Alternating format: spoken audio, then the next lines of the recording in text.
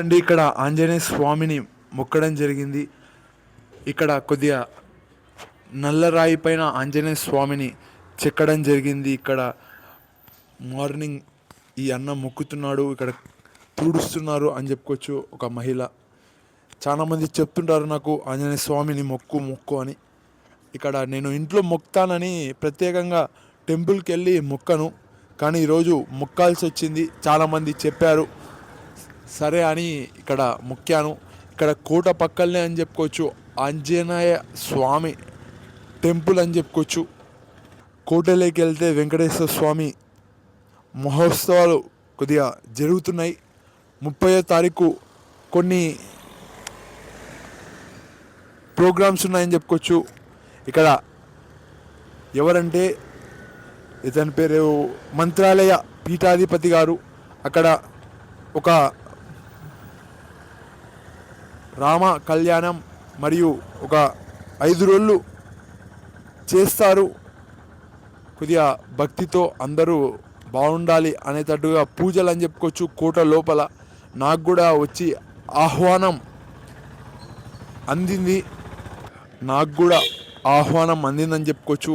చూడండి ఇక్కడ వాళ్ళు ఎలా హారన్ కొట్టుకుంటా వెళ్తున్నారో. వాళ్ళని అనింది లేదు, ఏమి చేసింది లేదు. చూడండి ఇక్కడ తాతగారు ఎలా ఉన్నారో.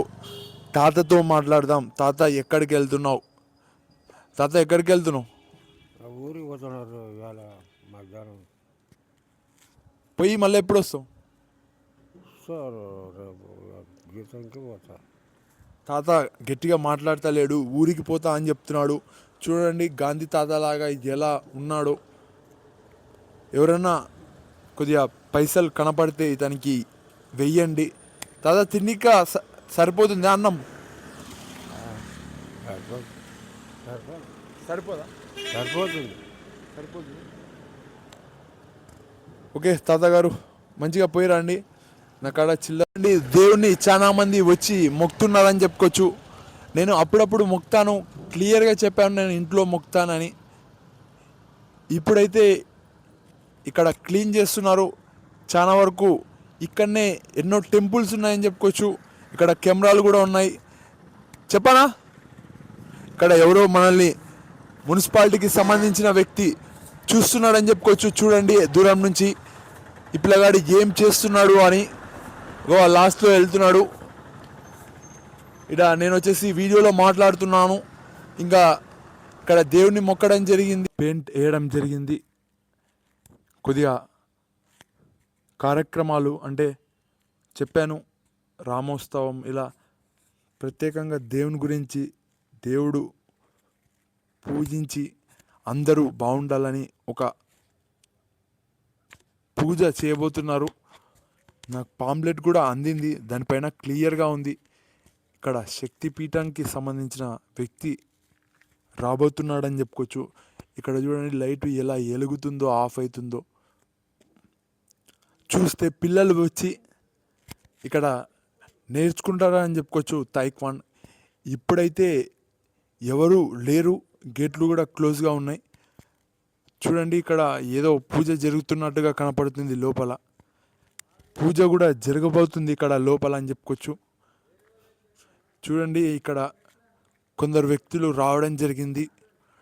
టెంపుల్కి సంబంధించిన వ్యక్తులే అయి ఉండొచ్చు. ఈ టైం కల్లా ఇక్కడ పిల్లలు వచ్చి వాళ్ళు తాయిక్వాండ్ అది నేర్చుకునేది, కానీ ఇక్కడ ప్రత్యేకంగా పూజ చేయబోతున్నారు అని చెప్పుకోవచ్చు. ఒకసారి టెంపుల్ లోపలికి పోయొద్దాం. చూడండి ఎవరు